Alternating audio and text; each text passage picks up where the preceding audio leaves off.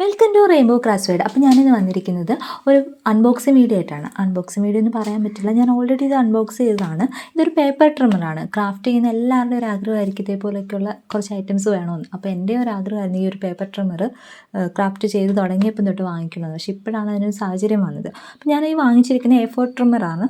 A4 സൈസാണ് വരുന്നത്. അപ്പം അതിൽ ചെറുതൊക്കെ കട്ട് ചെയ്യാം കേട്ടോ. ഞാനിത് വാങ്ങിച്ചിരിക്കുന്ന ആമസോണിൽ നിന്നാണ്. ഏകദേശം ഒരു 890 രൂപയാണ് ആയത്. അപ്പോൾ ഞാൻ ഇതിൻ്റെ ലിങ്ക് വേണമെങ്കിൽ ഡിസ്ക്രിപ്ഷൻ ബോക്സിൽ കൊടുത്തിരിക്കാം, ആർക്കെങ്കിലും വേണമെങ്കിൽ. അപ്പോൾ ഇതിന് വരുന്ന പാർട്സ് എന്ന് പറയുന്നത് ഇതേപോലെ ഒരു പേപ്പർ അഡ്ജസ്റ്റബിൾ ഗൈഡ് ഉണ്ട്.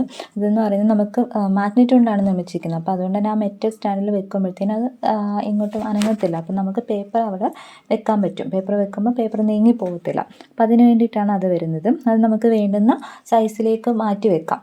ഈ ട്രിമ്മറിൽ തന്നെ അതിനകത്ത് നമുക്ക് വേണ്ടുന്ന മെഷർമെൻറ്റ്സ് കൊടുത്തിട്ടുണ്ട്. അപ്പം പേപ്പറിൻ്റെ മെഷർമെൻറ്റിനനുസരിച്ച് നമുക്ക് ആ പേപ്പർ അഡ്ജസ്റ്റ് ചെയ്ത് വെക്കാവുന്നതാണ്. ഇതിൽ ഏകദേശം 10 പേപ്പറോളം ഒന്നിച്ച് നമുക്ക് കട്ട് ചെയ്യാൻ പറ്റുമെന്നാണ് പറയുന്നത്.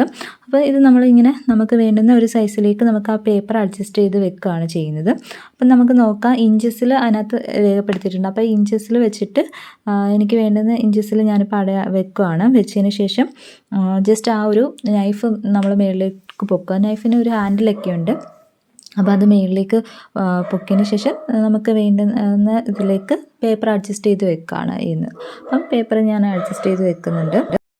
അതിനുശേഷം അത് നമ്മൾ കട്ട് ചെയ്യുകയാണ് ചെയ്യുന്നത്. അപ്പോൾ ഇങ്ങനെ കട്ട് ചെയ്ത ശേഷം ഇങ്ങനെയാണ് നൈഫ് താഴേക്കാക്കി നമുക്ക് വേണ്ടുന്ന അളവിൽ നമ്മൾ കട്ട് ചെയ്തെടുക്കുക. അപ്പം കട്ട് ചെയ്തെടുത്തിട്ടുണ്ട്. അതിനുശേഷം ഞാൻ ഹൈറ്റ് വെച്ചിട്ട് നോക്കുന്നുണ്ട്, ഇങ്ങനെ വെച്ചിട്ടും. അപ്പം അത് ഞാൻ ഗ്ലോസി ഷീറ്റിലാണ് കട്ട് ചെയ്തത്. അതിനുശേഷം നമ്മൾ ഇനി ഇതിൻ്റെ പാർട്സ് എന്ന് പറയുന്നത് A4, അതേപോലെ തന്നെ A4-നെക്കാട്ട് ചെറിയ സൈസൊക്കെ B5, B6 അങ്ങനെ പല സൈസിൽ നമുക്കിത് കട്ട് ചെയ്യാൻ പറ്റും.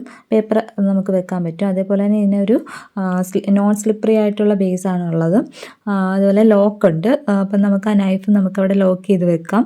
അപ്പം ഇത്രയൊക്കെയാണ് ഇതിൻ്റെ പാർട്സ് എന്ന് പറയുന്നത്. ഇത് വന്നിട്ട് ബ്രൈറ്റ് ഓഫീസ് എന്ന് പറയുന്നൊരു ബ്രാൻഡിൻ്റെ ആണ്. അപ്പോൾ ഞാൻ ആമസോണിലെ ലിങ്ക് ഞാൻ ഡിസ്ക്രിപ്ഷൻ ബോക്സിൽ കൊടുത്തിരിക്കാം, ആർക്കെങ്കിലും വേണമെങ്കിൽ കയറി ചെക്ക് ചെയ്യുക. അപ്പോൾ താങ്ക് യു ഫോർ വാച്ചിങ്.